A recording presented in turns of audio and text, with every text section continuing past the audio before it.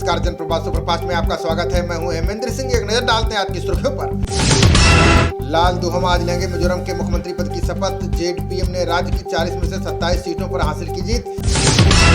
मुख्यमंत्री पद को लेकर दिल्ली में शीर्ष नेताओं ने किया मंथन। भाजपा आज राज्यों के लिए कर सकती है पर्यवेक्षकों का ऐलान। रेणुका सिंह बनाई जा सकती है छत्तीसगढ़ की मुख्यमंत्री। जेपी नड्डा से की मुलाकात, 30 मिनट तक हुई बातचीत। मध्य प्रदेश को लेकर भाजपा नेता कैलाश विजयवर्गीय का बयान, कहा रविवार को साफ हो जाएगा कौन बनेगा प्रदेश का मुख्यमंत्री। राजस्थान में रिजार्ट और बाड़ेबंदी की राजनीति का दौर तेज। वसुंधरा के बेटे पर कुछ विधायकों को बंधक बनाने का आरोप। अंतरिक्ष विज्ञान में साल 2024 भारत के लिए बेहद अहम। 3 रॉकेटों से अहम मिशनों को अंतरिक्ष में भेजेगा इसरो।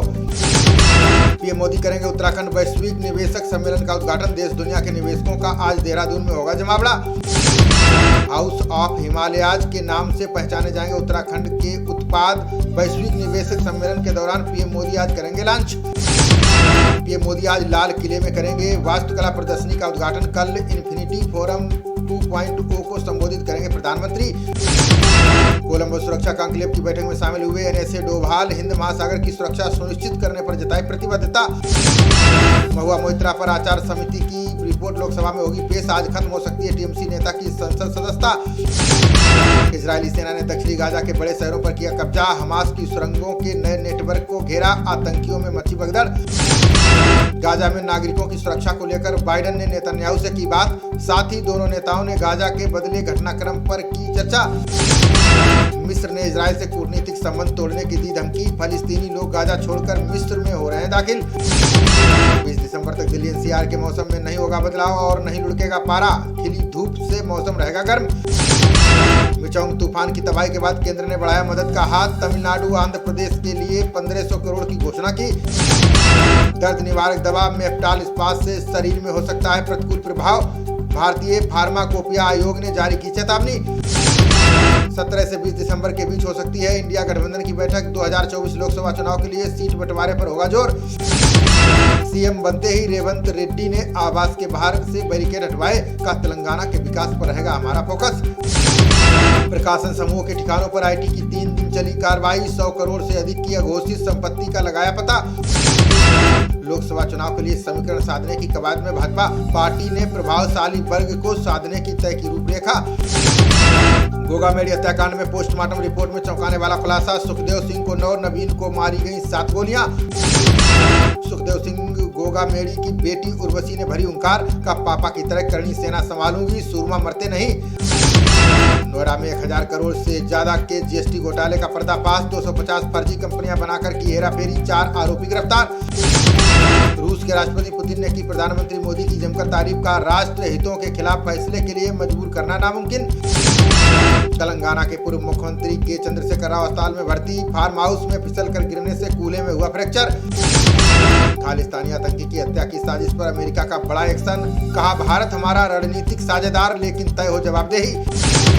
अगले सप्ताह भारत आएंगे एफबीआई प्रमुख क्रिस्टोफर रे के। खालिस्तानी आतंकी गुरपतवंत सिंह पन्नू का उठेगा मुद्दा। यूपी में वाहनों के साथ ड्राइवरों का भी होगा फिटनेस टेस्ट। दुर्घटना रोकने के लिए 15 से 31 दिसंबर तक चलेगा अभियान। हिंदी फिल्मों के मशहूर अभिनेता जूनियर महमूद का निधन। कैंसर के चलते 67 की उम्र में दुनिया को कहा अलविदा। झारखंड भाजपा अध्यक्ष बाबूलाल मरांडी ने किया दावा। बोले 14 लोकसभा सीटें जीतेगी भाजपा, अगली सरकार भी होगी हमारी। सूखा प्रभावित किसानों को सीएम हेमंत सोरेन ने दी बड़ी राहत। बोले धान की फसल पर प्रति क्विंटल 117 रुपए ज्यादा देगी सरकार।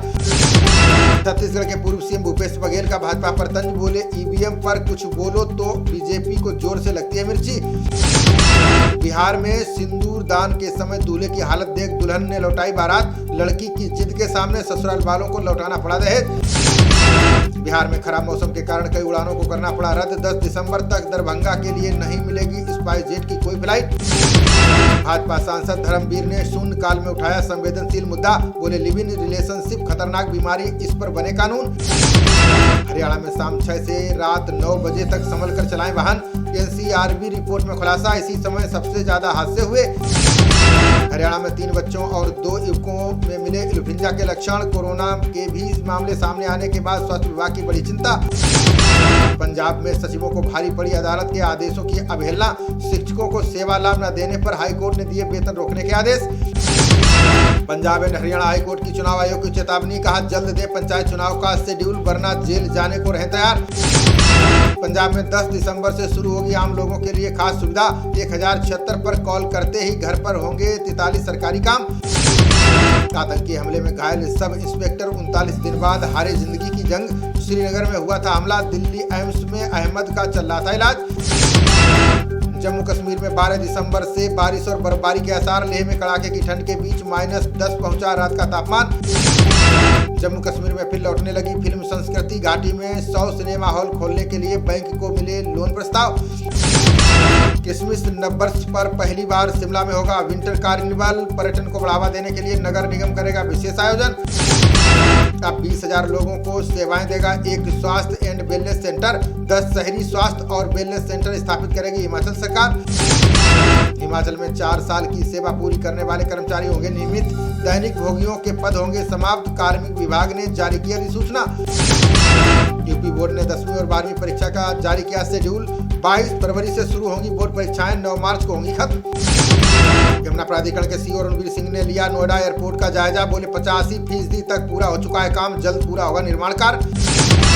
जियो टैगिंग से सभी संपत्तियों का ब्यौरा तैयार कर रहा है दिल्ली नगर निगम, एमसीडी को संपत्तियों की संख्या और करदाताओं की रहेगी पूरी जानकारी। खबरों का सिलसिला जारी रहेगा, देखते रहिए जनप्रवाद। नमस्कार।